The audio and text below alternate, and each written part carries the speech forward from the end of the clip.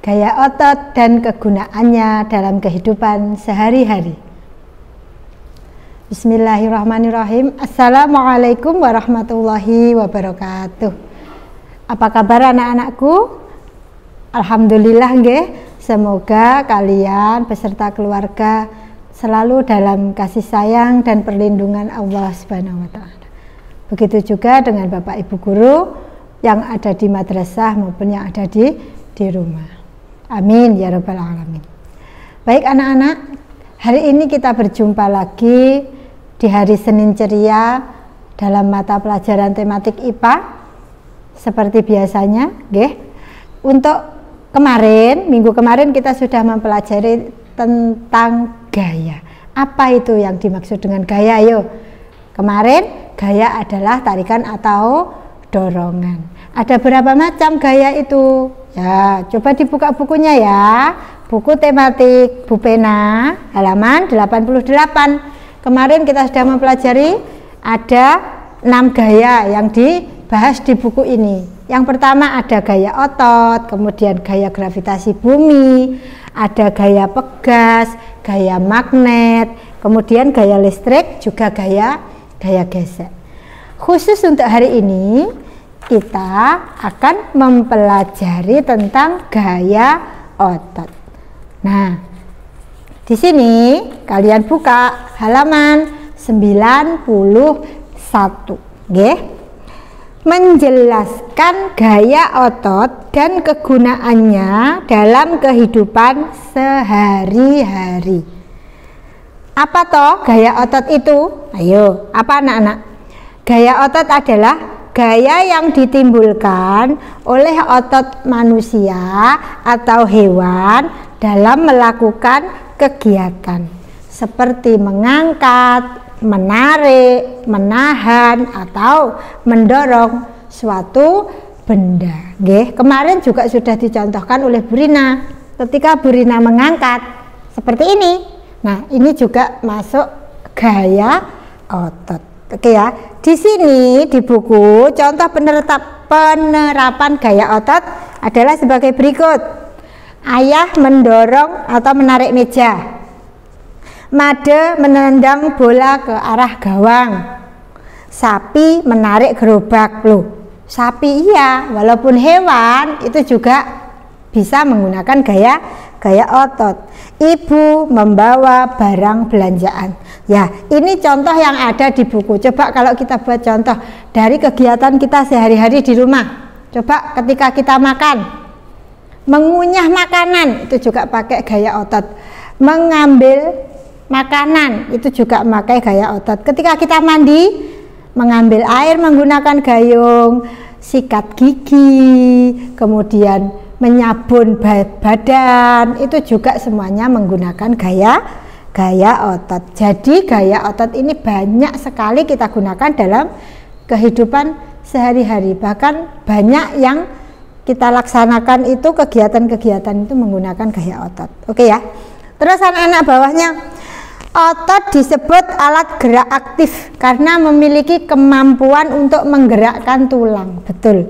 Jadi otot ini punya kemampuan untuk menggerakkan tulang. Contohnya tangan Bu Rina ini bisa digerakkan, itu juga karena kerjasama dari otot. Nggih. Jika otot digunakan terus-menerus untuk melakukan kegiatan yang berat, otot akan mengalami keletihan.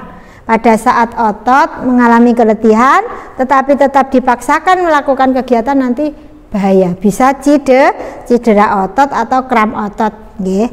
Kebiasaan bergerak atau posisi tubuh yang tidak benar itu juga dapat menyebabkan cedera otot. Kalau awake dhewe lek ngarani biasanya kecetet. Nah, terkadang mamahmu atau ayahmu aduh kecetet. Nah, itu ya, itu maksudnya juga kram otot. Itu bisa karena posisi yang salah, nggih.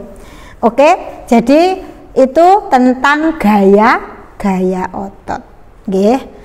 Baik, kemudian kalian buka halaman 92. Di situ ada ayo berlatih. Nah, ini kita bahas bareng-bareng ya. Kerjakan soal-soal berikut. Nomor 1, mengapa otot disebut gerak aktif. Nanti jawaban yang kita bahas ini nomor 1 sampai nomor 3 kalian tulis di buku tugas nggih. Kalian tinggal mendengarkan kemudian nanti ditulis.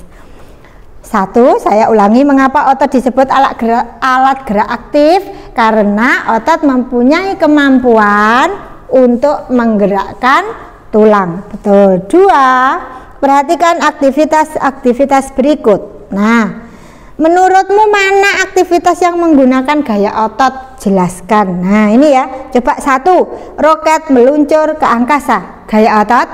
Bukan. Busur terlontar menuju papan target. Gaya otot?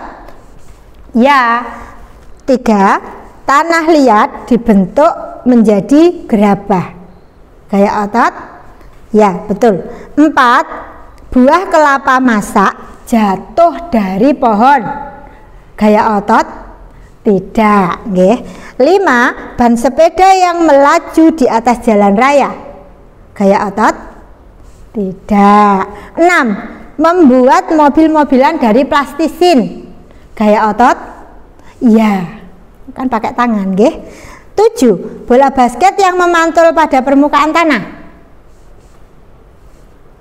Gaya otot? Iya, nggih. Iya atau tidak? Bola basket memantul. Oh iya, berarti tidak, nggih. Tidak pakai gaya otot. 8, kedua telapak tangan yang saling bergesekan. Ini gaya otot? Iya. 9, goresan mata pena pada permukaan kertas.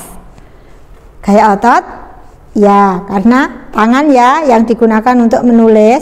10, memindahkan buku-buku ke rak buku dengan kedua tangan. Gaya otot? Ya, betul. Sekarang yang B, tuliskan 3 aktivitas yang menggunakan gaya otot di lingkungan sekolahmu. 3 saja. Coba kamu bayangkan kamu sedang berada di kelas. Ayo, 3 aktivitas yang menggunakan gaya otot. 1, pagi hari biasanya kamu kena jadwal apa? Piket. Oke, berarti ya membersihkan atau menyapu lantai kelas, itu 1. Yang kedua, menghapus apa nak? Papan tulis. 1 lagi, yang ketiga, membersihkan kaca atau jendela menggunakan kemoceng atau menggunakan sulak nggih, lek awak dhewe biasanya bahasa Jawa. Nah, itu 3 aktivitas. Masih banyak nggih aktivitas lain yang juga menggunakan gaya otot. Oke, soal terakhir, manakah yang terasa lebih ringan jika kamu memindahkan meja seorang diri dibandingkan memindahkan meja bersama temanmu? Mengapa? Jelaskan. Yuk. Kalau menurutmu bagaimana anak-anak? Lebih ringan mana? Memindahkan meja sendiri atau bersama teman? Bersama teman, betul. Kenapa? Karena gaya otot yang dikeluarkan oleh 1 orang dan banyak orang itu berbeda. Kalau kita memindahkan meja sendiri, maka gaya otot yang harus kita keluarkan banyak, nggih.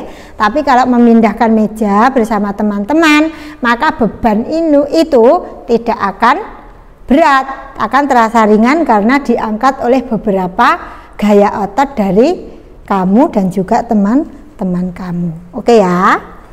Itu untuk ayo berlatih pembahasannya. Nanti jawaban-jawaban yang sudah kita bahas tadi kamu tulis di buku tugas. Ditambah tugas kamu mengerjakan halaman 109, latihan soal subtema 1. Ini untuk tematik 7 ya. Halaman 109 muatan IPA saja, nomor 1 sampai nomor 5. Jadi tugasnya jawaban ayo berlatih tadi ditambah latihan soal untuk muatan IPA nomor 1 sampai 5. Oke, anak-anak, alhamdulillah untuk pembahasan gaya otot hari ini sudah selesai. Kita akan berjumpa lagi minggu depan dengan gaya-gaya yang lain, nggih. Oke, mungkin itu saja yang bisa Bu Rina sampaikan. Akhirul kalam, wassalamualaikum warahmatullahi wabarakatuh.